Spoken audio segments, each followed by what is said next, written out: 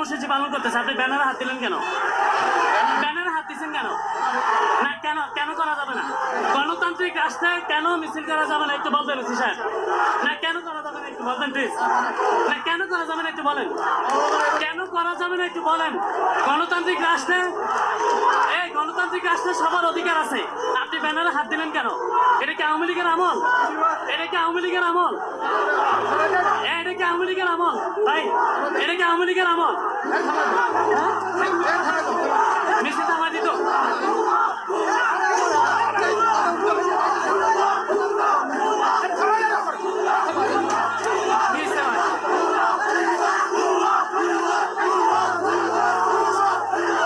বগুড়ায় সার্জিসের উপস্থিতিতে প্রতিবাদ মিছিল এবং এনসিপির সমাবেশে দফায় দফায় মারামারি।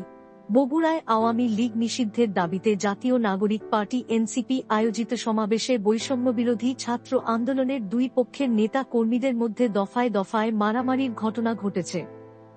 আজ বিকেল 5:15টার দিকে শহীদ টিটু মিল্লায়তন চত্বরে পৌর পার্ক এলাকায় এনসিপির মুখ্য সংগঠক উত্তরাঞ্চল সার্জিস আলমের উপস্থিতিতে এ ঘটনা ঘটে। প্রত্যক্ষদর্শী সূত্রে জানা যায়, বিকেল 4:30টার দিকে সমাবেশস্থলে পৌঁছান সার্জিস আলম সহ এনসিপির কেন্দ্রীয় নেতারা। এরপর বৈষম্য বিরোধী ছাত্র আন্দোলনের একটি পক্ষ মিছিল নিয়ে পৌর পার্ক চত্বরে প্রবেশ করেন।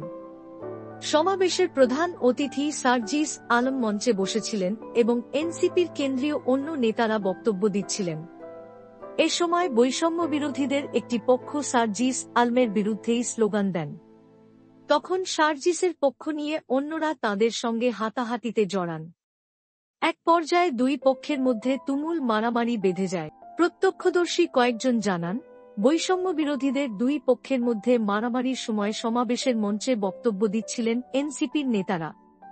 কেন্দ্রীয় যুগ্ম সদস্য সচিব তাহসিন রিয়াজ, যুগ্ম মুখ্য সংগঠক উত্তরাঞ্চল সাকিব মাহদি, কেন্দ্রীয় নেতা নাজমুল ইসলাম, সাদিয়া ফারজানা সহ অন্যরা সবাই এক একজন 1 মিনিটের মতো করে বক্তব্য দেন। আর প্রধান অতিথি সার্জিস আলম 4 মিনিটের মতো বক্তব্য দিয়ে দ্রুত মঞ্চ থেকে নেমে যান। পরে আওয়ামী লীগ নিষিদ্ধের দাবিতে বিক্ষোভ মিছিল নিয়ে শহরের সাতমাথা প্রদক্ষিণ করা হয়। মিছিলের সামনে পেছনে প্রচুর পুলিশ ছিল। ঘটনাস্থলে থাকা বগুড়া সদর থানার ভারপ্রাপ্ত কর্মকর্তা এস.এম. মিনুদ্দিন স্কয়ার লাইভ টিভিকে বলেন, সার্জিস আলম মঞ্চে ওঠার পর এনসিপির সমর্থকদের একটি অংশ তাঁর বিরুদ্ধে স্লোগান দিতে থাকেন। এ সময় অপর একটি অংশ বাধা দিতে গেলে দুই পক্ষের মধ্যে হাতাহাতি হয়। পরে সার্জিসের পক্ষের লোকজন অন্য পক্ষকে ধাওয়া দিয়ে সমাবেশস্থল থেকে তাড়িয়ে দেন। জানতে চাইলে এনসিপির বগুড়া জেলার অন্যতম সংগঠক আহমেদ সাব্বির স্কয়ার লাইভ টিভিকে বলেন, আওয়ামী লীগ নিষিদ্ধের দাবিতে আজ বগুড়ায় এনসিপির বিক্ষোভ সমাবেশ কর্মসূচি ছিল। এনসিপি থেকে সাময়িক বহিষ্কৃত কেন্দ্রীয় এক নেতার কিছু উচ্ছৃঙ্খল সমর্থক ও বৈষম্য বিরোধী ছাত্র আন্দোলনের একটি অংশের কিছু নেতা কর্মী সমাবেশস্থলে এসে সার্জিস আলমের বিরুদ্ধে স্লোগান দেওয়াসহ বিশৃঙ্খলা সৃষ্টির চেষ্টা করেন। এ সময় হাতাহাতি হয়েছে। পরে তাঁদের প্রতিহত করে সমাবেশস্থল থেকে বের করে দেওয়া হয়েছে। এদিকে ঝিনাইদহে 11 বছর ধরে ভাত না খাওয়া একজন বিএনপি কর্মী নিজামের খোঁজ নিলেন তারেক রহমান নিজেই। বিএনপি রাষ্ট্র ক্ষমতায় না আসা পর্যন্ত ভাত খাবেন না বলে প্রতিজ্ঞা করা নিজাম উদ্দিন মণ্ডলকে তারেক রহমানের নির্দেশে ফরিদপুর মেডিকেল কলেজ হাসপাতাল থেকে উন্নত চিকিৎসার জন্য আজ ঢাকায় নেওয়া হয়েছে। আজ দুপুরে বিএনপির কেন্দ্রীয় কমিটির একটি প্রতিনিধি দল এসে তাকে ঢাকায় নিয়ে যান। এর আগে সোমবার অসুস্থ অবস্থায় তাকে ঝিনাইদহ থেকে ফরিদপুর মেডিকেল কলেজ হাসপাতালে ভর্তি করা হয়। বিষয়টি নিশ্চিত করেছেন ফরিদপুর জেলা বিএনপির সদস্য সচিব এ.কে. কিবরিয়া স্বপন। নিজাম উদ্দিন মণ্ডল ঝিনাইদহ জেলার মহেশপুর উপজেলার বাঁশবাড়িয়া এলাকার বাসিন্দা। জানা যায়, 2014 সালে বিএনপির প্রতিষ্ঠাতা শহীদ রাষ্ট্রপতি জিয়াউর রহমানের মৃত্যু বার্ষিকী উপলক্ষে ভোজের আয়োজন করে স্থানীয় নিজাম উদ্দিন মণ্ডলের বাড়ি ঝিনাইদহ জেলার মহেশপুর উপজেলার বাঁশবাড়িয়া এলাকার স্থানীয় বিএনপি রান্না করা খাবার মাটিতে ফেলে নষ্ট করে দিয়েছিল স্থানীয় আওয়ামী লীগের নেতা কর্মীরা। তাই রাগ করে টানা 11 বছরের বেশি সময় ধরে ভাত খান না নিজাম উদ্দিন মণ্ডল। দীর্ঘদিন প্রতিজ্ঞা করে থাকতে গিয়ে শারীরিকভাবে অসুস্থ হয়ে পড়লে গত সোমবার তাকে ফরিদপুর মেডিকেল কলেজ হাসপাতালে ভর্তি করা হয়। বিষয়টি জানতে পেরে বিএনপির ভারপ্রাপ্ত চেয়ারম্যান তারেক রহমান নিজাম উদ্দিনের শারীরিক অবস্থার খোঁজখবর নিতে নির্দেশ দেন। পরে বিএনপির স্বাস্থ্য বিষয়ক সম্পাদক ডাক্তার রফিকুল ইসলাম এবং বিএনপি পরিবার এর আহ্বায়ক আতিকুর রহমান রুমনের নেতৃত্বে একটি প্রতিনিধি দল বুধবার দুপুরে ফরিদপুরে আসেন। প্রতিনিধিরা এসে নিজাম উদ্দিনকে উন্নত চিকিৎসার জন্য ঢাকায় নিয়ে যান। তারেক রহমান পাশে দাঁড়ানোয় খুশি নিজাম উদ্দিনের পরিবার। নিজাম উদ্দিন মণ্ডল বলেন, 2014 সালে বিএনপির প্রতিষ্ঠাতা শহীদ রাষ্ট্রপতি জিয়াউর রহমানের শাহাদাত বার্ষিকী উপলক্ষে ভোজের আয়োজন করা হয়। ওই সময় আওয়ামী লীগের নেতাকর্মীরা এসে আমাকে এবং আমার সাথে থাকা লোকজনকে মারপিট করে খাবার ফেলে দেয়।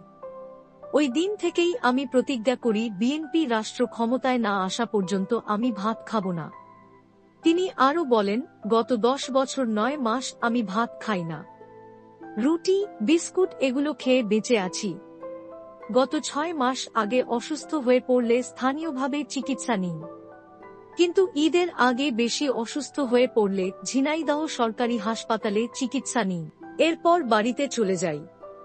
হঠাৎ করেই গত সোমবার আবার অসুস্থ হয়ে পড়লে পরিবারের সদস্যরা আমাকে ফরিদপুর মেডিকেল কলেজ হাসপাতালে এনে ভর্তি করে। যত অসুস্থই হই না কেন, বিএনপি সরকার গঠন না করা পর্যন্ত আমি ভাত খাব না। তবে এখন শরীরটা খুব ভালো লাগছে। দলের ভারপ্রাপ্ত চেয়ারম্যান আমার খোঁজ নিয়েছে, উন্নত চিকিৎসার জন্য ঢাকায় নিয়ে যাচ্ছে, এতেই আমি খুশি। ফরিদপুর মেডিকেল কলেজ হাসপাতালের indoor medical officer medicine doctor Debabrata বিশ্বাস জানান, নিজাম উদ্দিনের ফুসফুসে ক্ষত রয়েছে। তাছাড়া তিনি দুর্বল হয়ে পড়েছেন। প্রাথমিক চিকিৎসা দেওয়া হয়েছে। উন্নত চিকিৎসার জন্য ঢাকায় নেওয়া হলে ভালো হবে। তাছাড়া তার ফুসফুসের যে পরীক্ষা করতে হবে তা ফরিদপুরে নেই, ঢাকাতেই ওই পরীক্ষা করলে ভালো হবে। ফরিদপুর জেলা বিএনপির সদস্য সচিব একে কিবরিয়া স্বপন বলেন, আওয়ামী লীগের ফ্যাসিবাদী আচরণের কারণে আজকে একজন মানুষ মৃত্যুশয্যায় রয়েছে। এই ধরনের ফ্যাসিবাদী আচরণ যারা করেছে তাদের দ্রুত আইনের আওতায় আনার দাবি জানাচ্ছি। আমরা বিএনপি পরিবার এর আহ্বায়ক আতিকুর রহমান রুমন বলেন, এমন কর্মীকে আমরা হারাতে চাই না। দলের ভারপ্রাপ্ত চেয়ারম্যানের নির্দেশে আমরা তাকে উন্নত চিকিৎসার জন্য নিয়ে যাচ্ছি। ঢাকায় চিকিৎসকের সঙ্গে কথা হয়েছে। আশা করছি দ্রুতই সুস্থ হয়ে উঠবেন নিজাম উদ্দিন। তিনি সুস্থ হয়ে দলের জন্য মাঠে কাজ করবেন। কেন্দ্রীয় বিএনপির স্বাস্থ্য বিষয়ক সম্পাদক ডাক্তার মোহাম্মদ রফিকুল ইসলাম বলেন, বিএনপির ভারপ্রাপ্ত চেয়ারম্যান তারেক রহমানের নির্দেশে আমরা তার খোঁজ খবর নিতে এসেছি। নিজাম উদ্দিনকে উন্নত চিকিৎসার জন্য আমাদের সাথে ঢাকায় নিয়ে যাচ্ছি। তাকে পিজি হাসপাতালে ভর্তি করা হবে। নিজাম উদ্দিনের চিকিৎসার ব্যয়ভার ভারপ্রাপ্ত চেয়ারম্যান বহন করবেন জানিয়ে রফিকুল ইসলাম বলেন, আমিও তাকে ভাত খেতে অনুরোধ করেছিলাম, কিন্তু তিনি বলেছেন যেদিন বিএনপি ক্ষমতায় আসবে সেদিনই ভাত খাব। তার দলের প্রতি যে ডেডিকেশন, তিনি দলকে কতটা শ্রদ্ধা করেন তা কিন্তু দৃষ্টান্ত হয়ে থাকবে। এই দৃষ্টান্তকে যেন আমরা সকলে অনুসরণ করি। একজন কর্মী অসুস্থ হলে যেভাবে ভারপ্রাপ্ত চেয়ারম্যান খোঁজ খবর নিয়ে তার দায়িত্ব নেন, এভাবেই সমাজের দরিদ্র মানুষের প্রতি বিত্তবানদের এগিয়ে আসার আহ্বান জানান তিনি।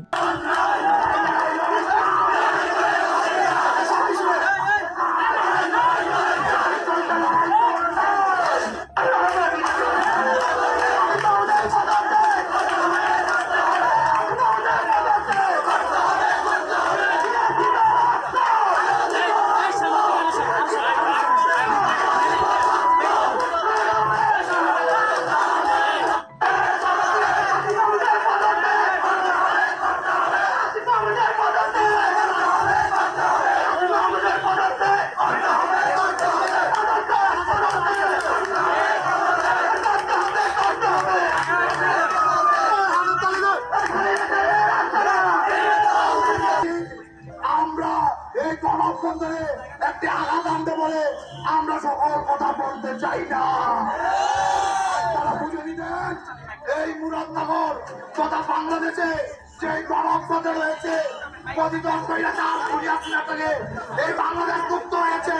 কিন্তু আমরা দেখতে পাচ্ছি কিছু কিছু উপদেষ্টা এই যে আসিফ মাহমুদের ইতিহাস 311 কোটি টাকার সেই দুর্নীতির সাথে যুক্ত হয়ে সাংবাদিক মাধ্যমে আসছে সেটাকে অপসারণ করা হয়েছে।